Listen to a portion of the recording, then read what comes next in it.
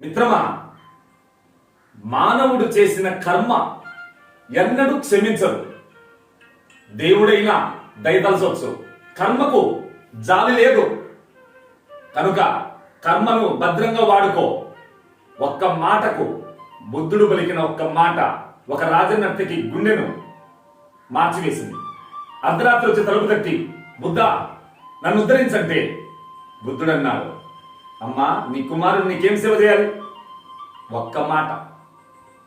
మిత్రమా, ఒక్క మాటతోనే బంగారు కోటలు కట్టిన మహాత్ములు ఉన్నారు. నిండు సభలో ద్రౌపదిని అవమానించినప్పుడు విక్రముడన్న ఒక్క మాటే లోకానికి బంగారు మూట.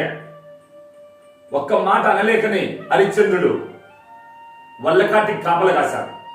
ఆ ఒక్క మాట అనడం వల్ల శివ చక్రవర్తి తన కండలు కోసి డేగకు ఆహారంగా పెట్టాడు.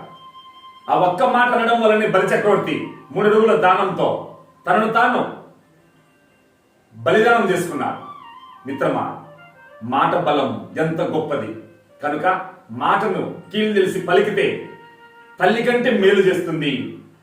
మాట బిరుసుగా ఉంటే ఉసురు తీసి కాట్లో కలుపుతుంది. కనుక మాట నేర్చిన వాడు ప్రపంచంలో బ్రతక నేర్చిన వాడు ఒక్కడే. ఓం స్వస్తి.